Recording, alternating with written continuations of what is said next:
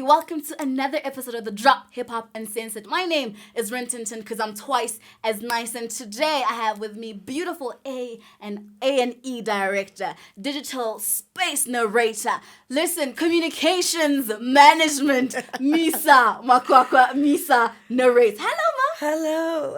Oh, I love it. Come on, introduction. When I heard that A&E, I said, "Yep." She researched it. She said, "Let me check out something real quick. Now, I know you from a professional standpoint, through your managerial skills with artists, right? Yeah. But I want to get to the root of it. So I need you to explain to me, for people that don't know, what A&E is and how different is it from A&R. A&E is an acronym for arts and entertainment. So I don't even like to play around that A&R word too much, because a lot of even music people get it messed up a little bit. I'm not going to pretend to know exactly what it stands for. I got to do like a Google first and then be like, oh, okay, no, I know what I'm saying. But arts and entertainment, quite literally, is the creative arts and the entertainment that kind of goes with them. So I try not to limit myself to one discipline of art. Also, you'll notice that I intentionally don't use words like, I'm a creative. Yes. I don't appreciate that word. I think it disenfranchises the creative artist more than it empowers the creative artist, because I'm now not paying any attention to your discipline. And if you have more than one discipline, let me celebrate all of them. Name them individually. Because if you go into a meeting and you're like, oh, I'm a creative. What does that mean? To the person who doesn't know what that means, then there's also the question of, okay, but how much am I supposed to pay you? If I don't know what you do. You know what I'm saying? I don't know what your discipline is. So you tell me I'm a creative, but my disciplines are music, my disciplines are writing, my disciplines are illustration, or my discipline, you know what I'm saying? There's or communication. You tell me something so that I can also acknowledge your technical skill. Yeah. Now, you have artists like Tuli Stark, The Big Hash, Mani Badu, and Sosi, and the list is endless. You are quite the entrepreneur in the entertainment industry, right? So what type of services does your communications company offer? Because I don't want to mispronounce, because is it Mina or... It's Mina. Mina, yeah. Mina Media. M3NA, because my name in full has 3 M's. And then Mina and Misa narrates is how I started. So that me and that na from the Misa narrates, that's how it kind of came together. It's all really interesting. It's well thought out. It's a little bit of an origin story, because he's superhero. So what type of services does Mina Media offer to artists? I think where we really start, because the thing I've struggled with artists is their packaging. So getting their writing together. So their bio, the easiest thing I think that I've had some artists come to me for is they need a bio, they need a press kit, they need branding put together for them, they need, what else? They need and sometimes it's straight up just, I need to talk to someone. And I do believe in doing your part to help communities, to help other artists, to grow the culture, but I also need for information to be valued different. So that's why I set up consult hours. If you don't know what you're doing, you know me, you heard of me, you need some advice, you need to figure out a strategy, you need to figure out a way forward, you can book a consult hour with me. Sometimes I might give it to you for I might just, if I'm feeling in the spirit and I have the time, I'll sit with you for 15, 20 minutes. I'll let you know what's going on. Or if I really like you and I feel there's potential. There's a lot of potential. Then I'll extend. But if I can't afford to even do that, then you gotta book a consult hour with me. Outside of that, there's the PR stuff. So press release writing, website development. Sometimes, funny enough, I just finished. Hold on, pause. When is this going live?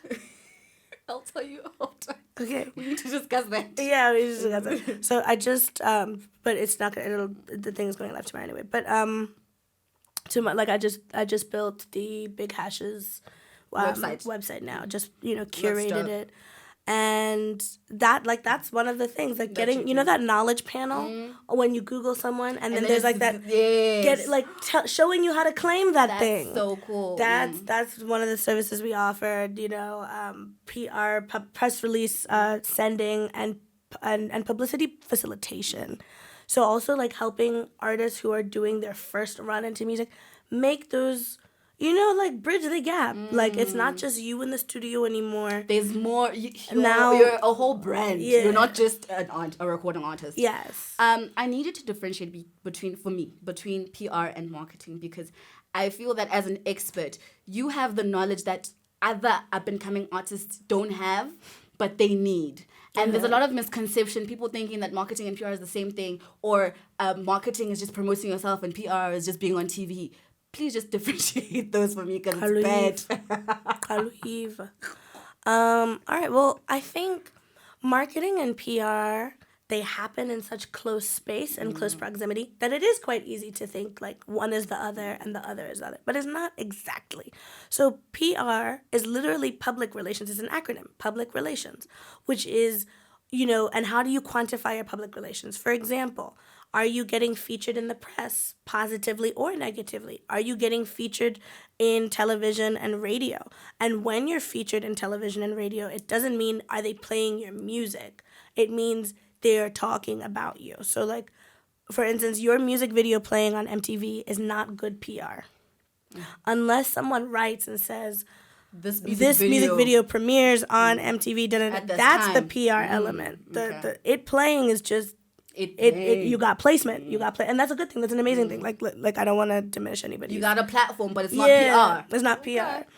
Marketing is you saying, I'm going to put, like, this much, I'm going to run a campaign about my song. If someone decides to write about that campaign, then you're getting positive public relations on the back of that campaign. But that's still, the one is still marketing, the one is still public relations. Marketing is promotion. More so than anything, yeah. Okay, granted. Now it leads me to question, how important is PR? Because a lot of new wave artists do not understand the necessity or the importance of PR. You understand what I'm saying? Mm-hmm. So how important is it? Because I feel that platforms like this need to educate them. Yeah. Because if you're going to spend your time watching something, at least learn something from it. Yeah. You understand? Yeah. I think, so the thing about PR is that you need to know how to use it later, how to translate good public relations into some type of financial or monetary outcome. So I think that's why a lot of newcomers, and I'm using that word specifically, anybody who's kind of new to industry, new to this space, is a newcomer, making their first foray into music, a newcomer. That's why a lot of them don't really care to prioritize it, because they don't have the means to be able to leverage good public relations and then translate that into perhaps a campaign, perhaps a greater following, perhaps then better shows, better bookings, etc., etc. Like they're not able to make that translation, but it is quite valuable, because if you think about it, like South Africa has like a trifecta of hip hop media or hip hop specific media, and that would be the Plug magazine, Hype magazine, and Slicker on Live. Now, clocking those between those three platforms, you're looking at an audience of well over 150,000. Like those all of those publications alone, that's their audience. You're talking to them. Now, depending on who you have facilitating for you or how they have like received your music will impact just how much they share with their audiences. But that can be an amazing difference between, you got playlisted a few times on Apple Music, you got playlisted a few times on Spotify. It was nice, it was cute. That was your first but the EP. Credibility and comes then from, after the fact, you need to be able to translate. And that's, I think, where people think that PR isn't valuable. But it really is, because the people who pay big money, the people who run campaigns, they're tuned into those spaces as well. Would you then say that an artist would not fully reach their career peak without PR? Because that's the misconception that, the internet is all I need. You understand? I think, I don't want to say without PR, because a lot of people have reached it, but then a lot of people can't maintain it. Okay. And I think we're getting to a place now, in South Africa specifically, where we're caring a lot more about how you act, how you talk, what you say in public. Some of y'all is scandalous. How you manage your scandal, how you weather the storm of a scandal, who you talk to. There's certain podcasts I will not send my clients to because God forbid on that day that I send you and then there's a problem And I then gotta pull out a retraction, you know what I mean? And a that has statement. and that has happened. That has happened. I stay as someone who works in communications, as someone, and let me just be honest, as someone who works with men. I keep at least 1 or 2 blank statements for different setups, just in case, because these things happen. And we need to also make sure that like we communicate effectively. So can an artist reach their peak without PR? Perhaps they could. Can they reach their peak without really great, and can they maintain that peak without good communications? I'm not confident about that. Now, how do artists now maintain that PR? And for artists that do not have PR teams for now, how do they then get in contact with PR people to help them in their careers and to also help them for platforms like your Channel O's, your Gen Zs? How do they get in contact with these PR people to grow their brands? So PR people are going to tell you straight up, myself included. Look me in my face. look me dead eyes in my face. I don't have the hours in the day to grow you if I'm not getting paid. Like we're in the middle of a pandemic. Budget. If you're making your first foray, chances are you're probably living at home. And you going to a professional to ask them to grow you, like consider them, like them a little bit more. But aside from that, I think what I need to start seeing artists do is more research. Like literally open Google and Google search how to release music for the first time. I swear for God. You will see so many pieces of content, so many options, so many strategies that are already available. And I know, like, personally speaking, I need to finalize the book. But I got really irritated in 2020, about just how much information was not specific to South Africa as well on Google, because shame. We don't have a lot of people populating, for the fact that you can't find a lot of South African things on Wikipedia. That tells you already that, like, the internet search results in South Africa are not catered specifically to this region. So I started writing a bit like a how-to for dummies. Literally, for dummies. It's your first time. Who should you send this to? How do you write your press release? Who do you talk to? Where do you go? A few generic strategies for how to move a product. I appreciate that. Because it might sound... Okay, the title is a bit hectic. That's not the title. It's a working title. But like I was thinking about, those like how to code for dummies with the like illustrations and stuff. I used to love those books. You could learn so much from them.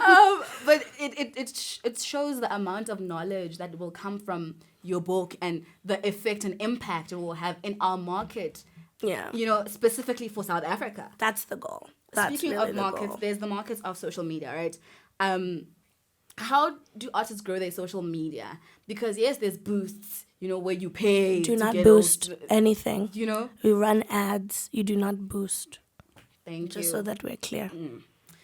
So, for artists, there's artists that can afford that. But for artists or creatives or anybody in the entertainment industry who can't afford that, how do they grow their social media presence? And okay, I'll ask you my follow-up question after you answer that. So I think also we need to really reconsider. So you mean to tell me that you cannot afford 100 Rand per month to put into your social media? You're lying to me. Facts. Go cut someone's grass, my G. Like, go cut someone's grass. Go run an errand for someone. Like 100 Rand. And I swear to you, like 100 Rand per month into Instagram. The results, like, it's not a lot, but it's a lot of something. It's got impact. So I'm not willing to say that you don't have the funding to even allocate a small amount of budget. I'm not willing to say that. That's unacceptable. I'm not willing to say that is a lie. But in the event that you can't sell a vetkoek on the side of the road to hustle 100 Rand per month, there's so many other things. I think people forget that social media is social first before it's just media. So a lot of musicians make this terrible mistake of thinking they need to like push, and businesses do this as well, where you need to push product at us like 80% of the time. But you need to socialize. It needs to be 80-20. It needs to be maybe like 60-40. It needs to be 60% social, 40% push. And also people in 2021, we want community. That's what fan bases are made of. I remember back in the day when there was no social media, what did you have? You had fan clubs. People used to write letters, handwriting letters with the postage stamp, sending to wherever. Like, that was a thing, and that built community. Social media is supposed to do that for you as well.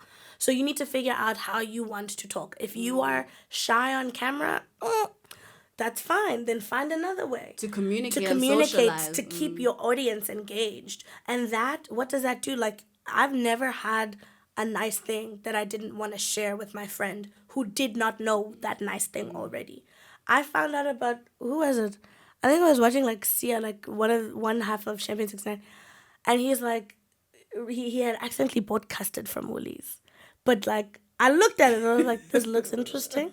I too am going to go to Woolies to try this out. Just to try the custard. You know what I mean? Like, there's no good thing that someone finds that they enjoy, that they don't want to share with their mate, with their tsala. And you, as the artist, need to be the thing that someone enjoys and wants to share. And it builds the relatability that exactly, because I relate to you, I want to see more of you.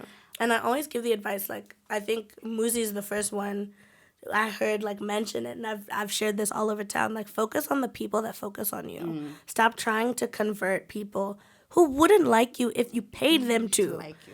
Work on the people that like you. And the people that like you are your friends, your family, your built-in communities. Were you in school at any point? That's the community you start working with.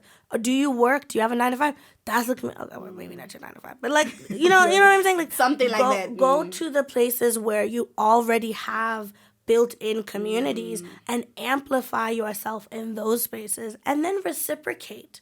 I think the problem is that artists think that they exist in this silo, or they exist in this this island state. And they're just getting it, but they're not giving out to the audience. So the same way that you like this fashion brand, amplify the fashion brand before they pay you to do it. The same way you like this particular photographer's work, let the guy know, hey, by the way, I think you got something going on, and amplify that to your audience as well. Be the guy that shares as an artist. Be the oak that's like, listen here, let me tell you something. I was on Apple Music this one time. I found this song. Here, listen. And when you make that playlist of the songs that you want your people to listen to, just turn yours inside as well. And you'll see. You'll see. That's a plan. You'll see. Now, being that social media is a grown digital space, would you say that traditional media is now a secondary form of an outlet? Not in South Africa, but also depending on the market. Yes. So, for example, if you're hip-hop in South Africa, mainstream and broadcast media will still benefit you. There's still value to it. But if you're like alternative R&B, go to the internet. Then the internet is the better place for you. Eventually, mainstream and broadcast will catch on. But because the average South African is not listening to alternative R&B or like obscure R&B, if you're making that type of music, then you would find that digital media is more valuable. And guys, who's to say that you can't, like, put your music out, but then focus on other regions as well? I mean, look at Botswana, for example. One guy, Bantata Banti, a former Kleinaman, he is a Yaruna FM award-winning recording artist in Botswana. And he understood that, like, he couldn't come and puff out his chest in South and be like, this is why even though he was I'm a big shot, there. I'm a big shot at home. You guys must treat me the same way. He came and did the rounds and reached out, and, I did that for him as well. And he's done that and taken the baton on his own.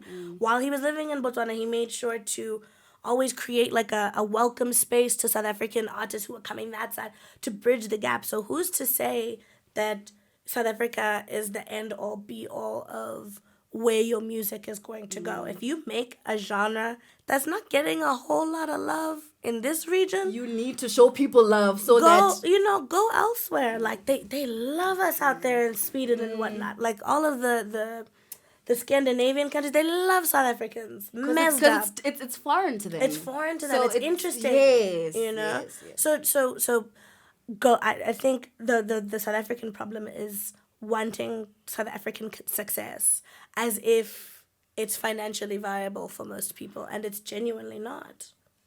To ask a question based on what you just said right now, ne? What is it that South African artists don't understand about being an artist and being a business that other international artists fully understand? What's the one thing that they're not getting? I think it's a fair and unfair question, because I think the things South African artists don't get the severity of is just how small the market is. And just how, like, you've got to know where your money is coming from in South Africa in a way that in other regions that maybe have more people that have more money who can afford you, or who can afford to go to shows, or who can pay into your celebrity, your iconography, your wealth, basically.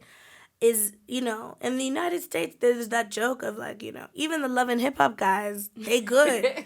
But our guys are the best in the country. Like, our guys, the cream of the crop, the biggest recording artists. Facts. But then financially, they're not able to yield what they should be able to yield. And that's a multi-pronged issue. For example, going back to when, we'd offline said, I don't understand why people are comfortable with these weird booking fees. It's such a a layered issue, and it's bare minimum, and nobody's willing to say, "Oh, this is too small for me," because they're like, at least I'm getting something. You see, if people revolted and were like, "No, this is the benchmark. This is unacceptable. Yes, now. This is the benchmark. Every single person in this specific discipline needs to be paid this amount of money." It's even the big guys. Like, I remember I was speaking to one very large recording artist's wife, and I was ranting. I remember just being so frustrated because me and her were watching.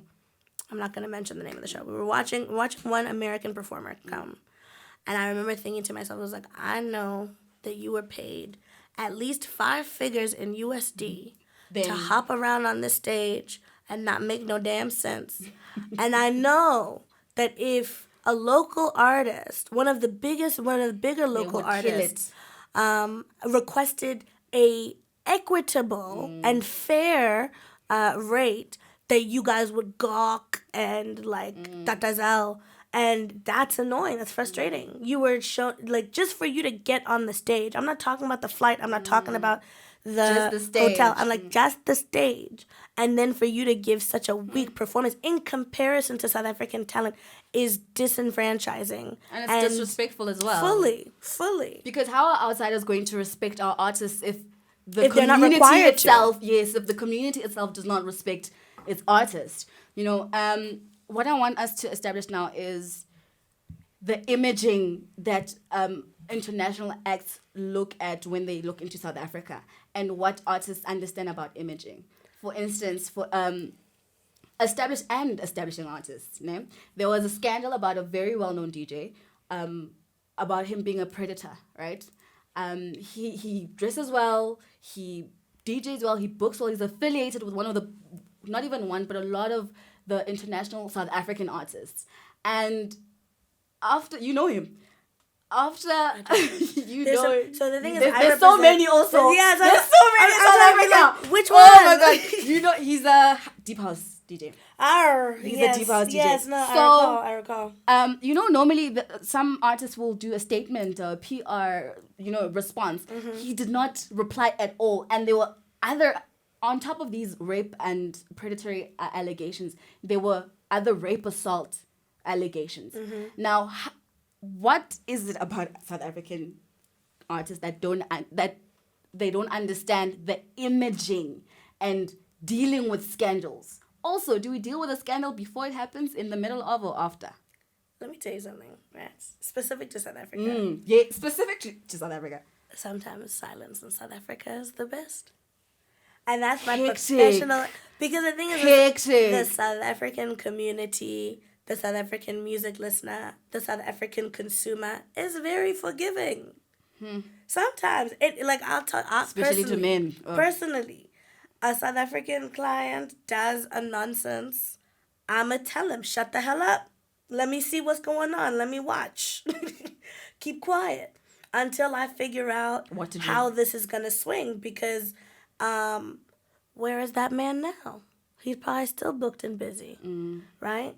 So it depends on the artist in question. Like, after a while, certain artists can't get away with, like, not saying anything. Especially after that referendum in 2019.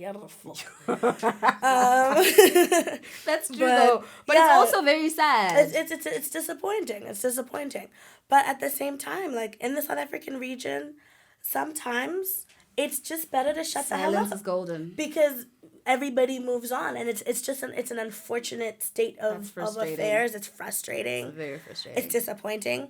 But it be that way. So there's some scandals that you don't even entertain. There's some scandals that you dead ass, like, you shut might up. Shut up. So wait, now it brings me into collaborations and affiliations. Let's say you and I know each other on a personal level. Yes. And then I know that, okay, Misa's this type of person. You got then scandal. Then I find out, then you do some fucked up shit. Yeah. Right? And now I know you on a personal level, but my brand as a creative. So now there's been a lot of artists that just like turn a blind eye, like, but then there's been those that will publicly distance themselves from affiliating with you. It depends on the severity. Okay. It depends on the severity. So, for example, so we did something together. I was not privy to whatever shenanigans you got up to. As soon as there's something that we did together comes out, now I'm like, yo. It shows.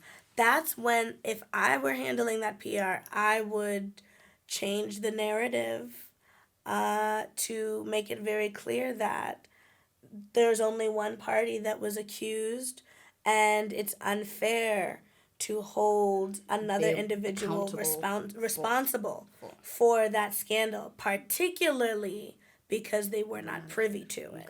Okay. So there's different ways to play it. Sometimes you gotta mudsling. Sometimes you've gotta change the narrative, change the direction of the story. Sometimes you've gotta deflect enough to be able to like, there's so many scandals in South Africa that could have been handled so differently. And I just sit there like, this would have been fun. You know the thing with South Africa, there's a scandal every week. Yeah.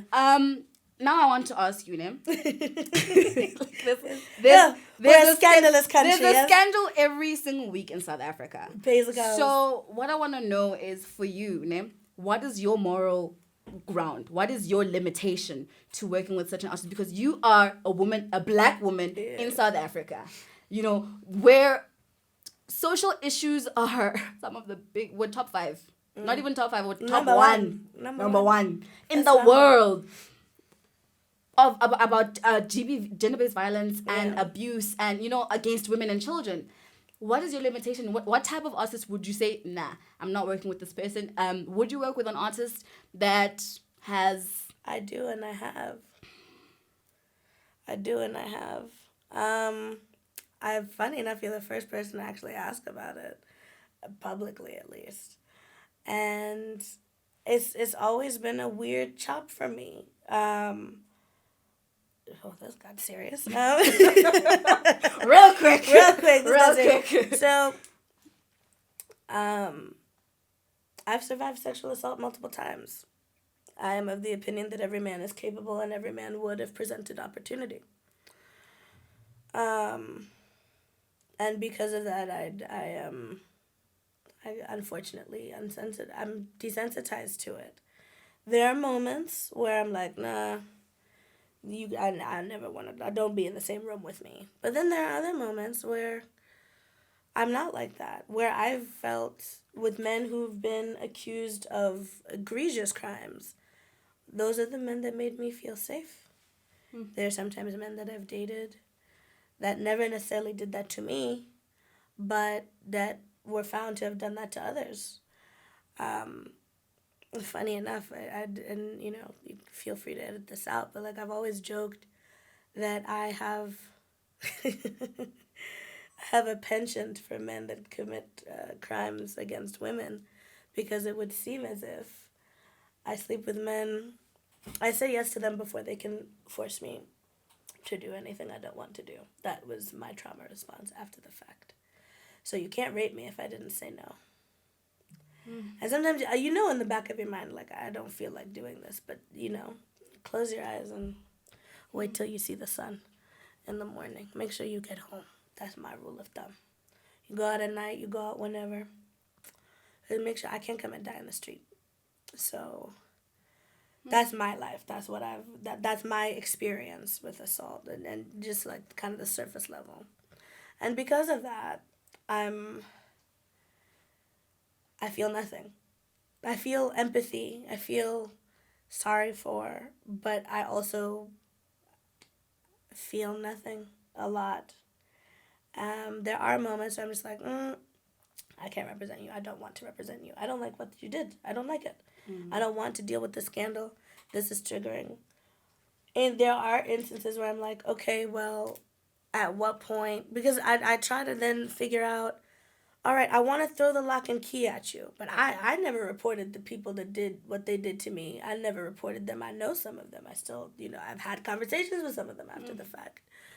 And then there's the part of me that's like, okay, well, there needs to be rehabilitation because otherwise I'm going to slit your throat. Like, otherwise you must die. You know what I mean? Like, at what point do you re-enter society? And unfortunately, the issue itself is so pervasive and so disgusting, to be truly honest, that there is no room to say, okay, well, at what point can this person re-enter society? At what point is their debt to society paid? At one point, can we deem him rehabilitated to be back in society? So in those ends, it's like there's no way to move.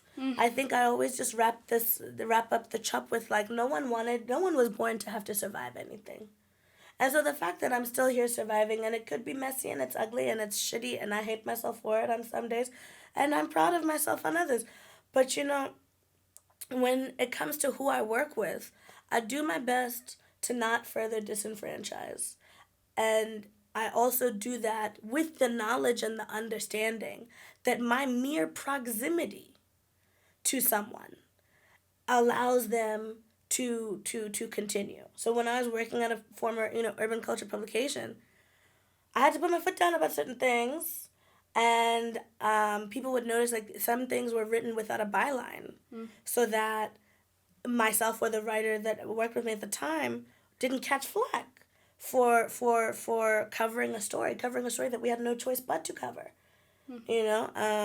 Other times I would put my foot down and be like, so and so is not coming to the studio to sit side by side next to the interviewer, and then not be asked the pertinent questions. Like, if he comes, he will be asked, and if he don't answer, we're not going to air it. And that was met with, no one wanted to talk about it. So you exercise as much of your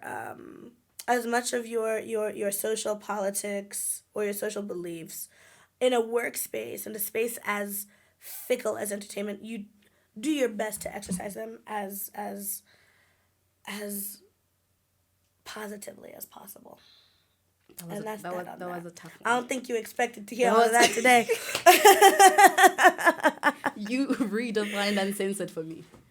I mean, that's just how it be. But I love that because you're not only telling your truth, but you're also telling the actual reality that we're living in South Africa. And that's what a lot of people need to start understanding, that it's sometimes not because you want to protect this person or the perpetrator, but because at times it's your job. It's your job. How many women do you get to run into? And how many of them didn't have a story about being violated, or worse, like not being able to progress in their career because they were a woman? So I need for us as women, I'm not going to answer those questions.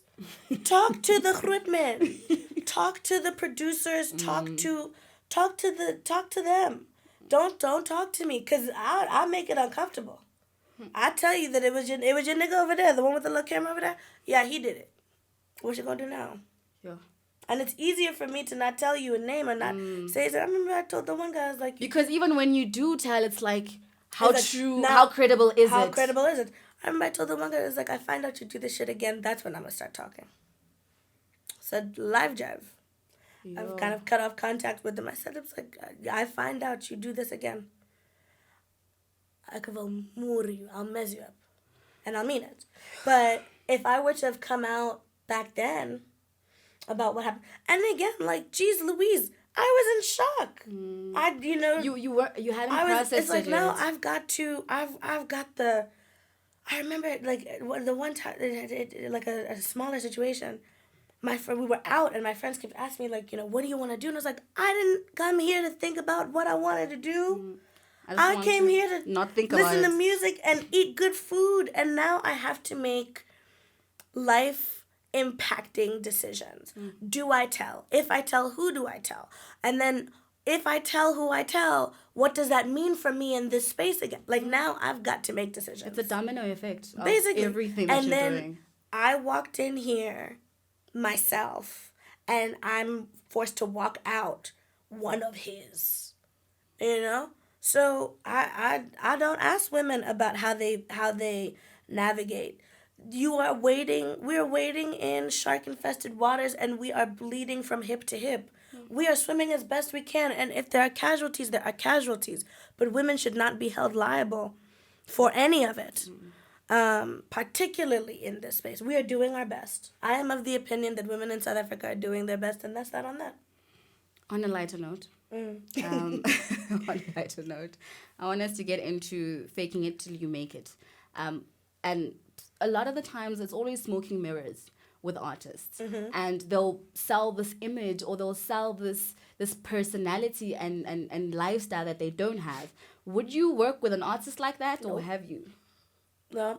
And I have. Funny enough, I have. And like, as soon as I caught complete wind, I had to say to one artist, it's like, you ain't got it like you used to, sweetie. You want me to lie about it?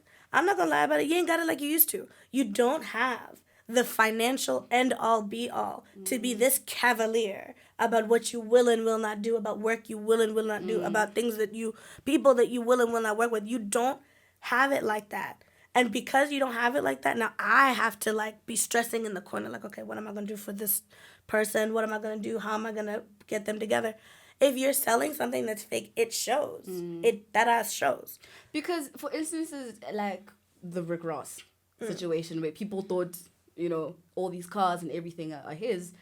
I'm seeing a lot of that in South Africa lately, where people will sell a personality or a front of the type of artist that they are right now, which they aren't, to get to where they want to be. Some of that is good for tax, though. I'm not gonna lie. It's cheaper.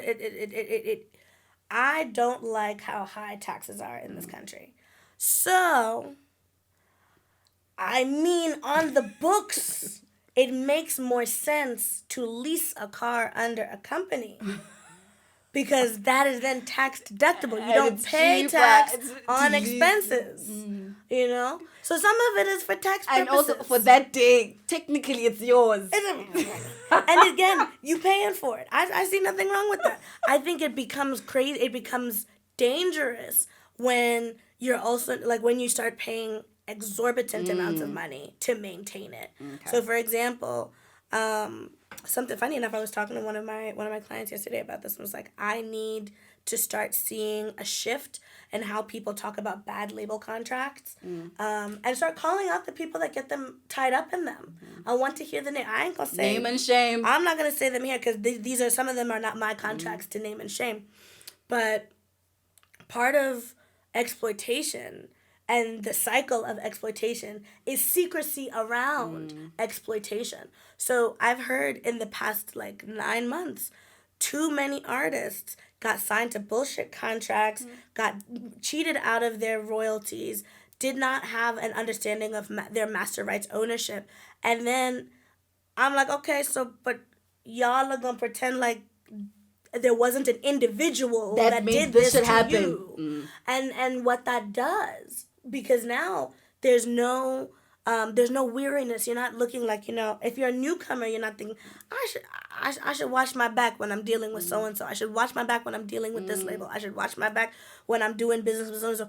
Because none of that is there, then you've got younger people and younger people and younger people falling into this track. And I've got a personal rule, like, don't play with people's churns. People want to blame job titles and not make people accountable for being in those job titles and fucking people over. Yes, like, it's not just that the label manager, the label owner did this. It's that dude did that all of you love. Yes, he got so-and-so and so-and-so and so-and-so locked into this contract, this slave contract, and then abdicated his responsibility, his or her responsibilities to whatever artist it was. It's dangerous business, and it's going to continue. It's going to persist. Until somebody makes it stop. Exactly.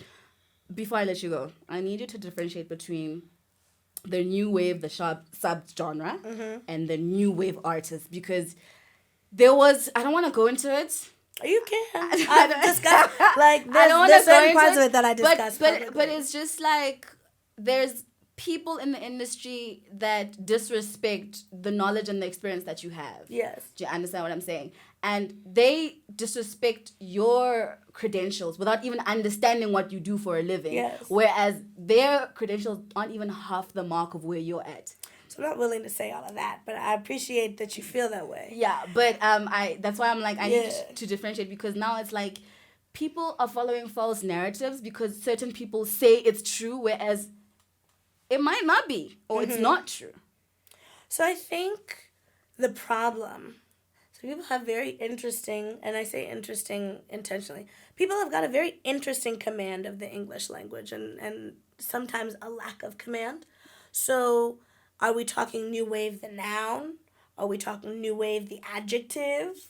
Are we and once you make those distinctions, then it's very obvious what each definition is. So for instance, when I think it was about 5 years ago. It was back in 2016 to 15, 16, somewhere there. And actually, I might even be willing to say 14, 15, 16. But anyway, when there was this crop of musicians that had airwaves, that had broadcast media, that was your Caspers, that was your Rickies, your mainstream Oaks, your big dudes, the guys that were in their mid-20s. Around that time, right? Clocked the game, sold the records, etc., etc. But then, obviously speaking, who's coming next after them? There's the next group, there's the next generation of cats. Now, their sound is not the same as Casper, Ricky, Ban Ban, no Ban Ban. So they're also now not getting into the mainstream spaces that they technically should be able to get into, right? And then from that, and I'm not speaking specific to a sound, but I'm just saying there was a crop of artists who weren't able to enter that space at all. And then they created this, I don't want to say the subculture necessarily, but it was a subculture. They also created their own avenues. They started supporting each other differently. They started to create their own platforms. They started to really push their own agenda amongst like-minded individuals, right? So that's one way that people refer to the new wave. And that refers to a group of people. The noun, right? Then in some instances, when we say new wave, we mean newcomers. We mean the new crop. We mean the new entrants. So I'm sorry, but if you've been in the game for 3-4 years you've made a debut album, you don't apply. In that particular instance, when we're talking about newcomers, I'm not willing to call you new wave. You deserve to be recognized as someone who's here, present, and doing the work. You're not in grade one. You're not in grade one. You're not in grade one. You're not in primary anymore. So then you've also got new wave, the subgenre, right? So one thing that I think that's where people like to get really testy with me, is that when you notice, right? And mind you, I majored in history, politics, and French. I studied a Bachelor of Arts. Part of that work is to see what's going on, is to make observations. Now, it's not lost on me. Perhaps y'all don't pay enough attention, but it's not lost on me how a lot of the new wave community, a lot of them use very interesting 808s and hi-hats. Yes. A lot of them make use of very interesting guitar riffs that are akin to punk rock. I'm talking My Chemical Romance. I'm talking Fall Out Boy. I'm talking Evanescence. I'm talking Lil Uzi. What Lil Uzi Vert is doing now, the references to, your Charles Manson's, the references to Kiss, they're very strong rock and roll influences. And then their performance style. Now, these men are not dancing on stage. They're not hitting a 1-2 step. They're not hitting an 8 count of anything. Also, the hairstyling, right? You see a lot of them with either fades or these fades that don't have specific shape, maybe like a shape up on the side and then like a lot of hair on the top. You have them having dreadlocks, and then the movement on stage is them like nodding their head back and forth. This interest and comfort with mosh pitting, with jumping into a crowd. All of those things are inherently punk rock. Inherently punk rock. Right? Inherently rock and roll. Yes. And when then you listen to the music and when you listen to the live renditions of the music, now you're hearing a type of sound that you can kind of see consistently in the new wave. But when I say these things or when I write these things for magazines like the Plug magazine, then people want to be like, you don't know what you're talking about. It's like, sweetie, yeah. Well. Well then. So it's all of those things. The new wave is all of those things and can be all of those things. What I'm very interested to find out is that, all of y'all are in your mid-20s now, roundabout. Are y'all gonna still refer to yourself? The language is important. This is why I'm like, language. When you're 30, when you're 30, when you're 35, you're not the new wave anymore. Newcomer in that sense. You might be new wave in terms of how you identify the sound, how you identify yourselves as a collective, but it was just a poor name choice from the beginning, in my opinion, because it left little room for growth. And they deserve, I remember when I did that MTV show, I remember thinking to myself, so-and-so is not a newcomer, and he deserves to be judged against his other peers. Yes. Because he has made the work, he's done the work. Why are we so interested in not having the 2016 crop of big rappers be compared to younger generations? And part of it is justified. And the part of it that's justified is that I don't understand what musicians think exempts them from releasing debut albums. Who do you think you are? Listen, I think as long as you're a musician and you're creative, it doesn't matter how old you are. I don't care how long you've been hustling.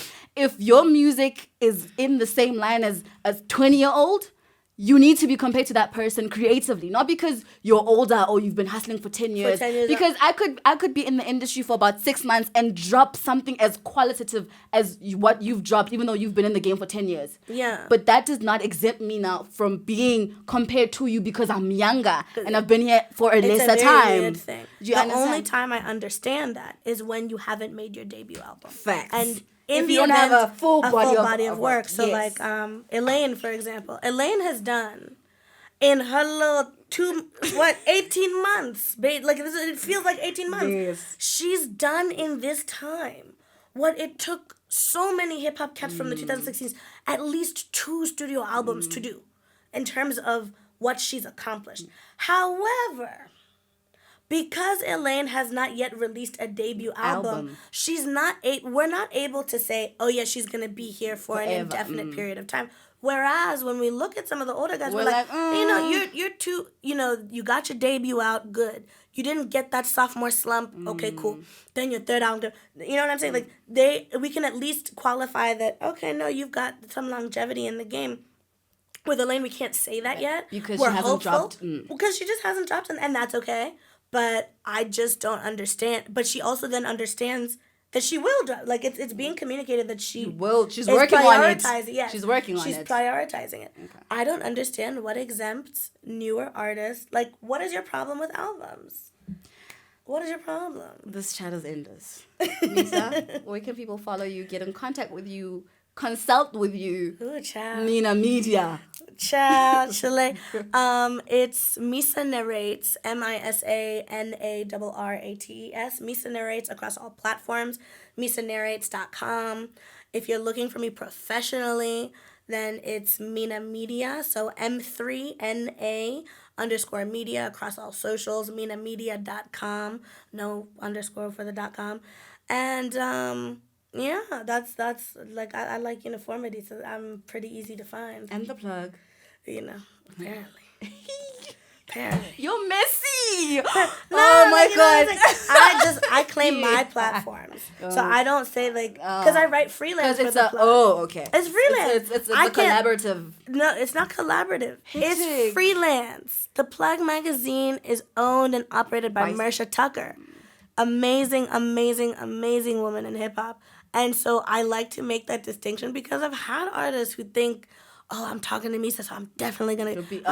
yeah. Hey, dog, that's not my platform to be promising things. Like, I can... You don't have that power. You know what I'm saying? I'll let her know. But like, I can't guarantee. I'm like, Marsha, hey, I came across this really cool little situation. If you want to, if you don't... You know, if you mess with it, let me know, and I'll investigate it some more. But, like, also that thing of, like, that's like me saying I'm affiliated with Unsent... Oh? What do you mean? I might know you, but I have no business, like, operating in your space like that. Nah, you gotta respect people's spaces. Marsha Tucker, owner and proprietor of the Plug magazine. I just so happen to write an article or two from time to time. Thank you so much for putting through. You're most welcome. This has been quite an uncensored episode, I must say. Yeah. That's another one from one of the pioneers of the hip hop and media industry in South Africa. And don't forget to follow us on all social media platforms, The Drop Uncensored, or do email us at thedropuncensored@gmail.com. If you know a rising star or a shining star in the hip hop industry, hit us up on the line so we can do the things and then pull through to studio. Your favorite Black Barbie. Until next time, signing out.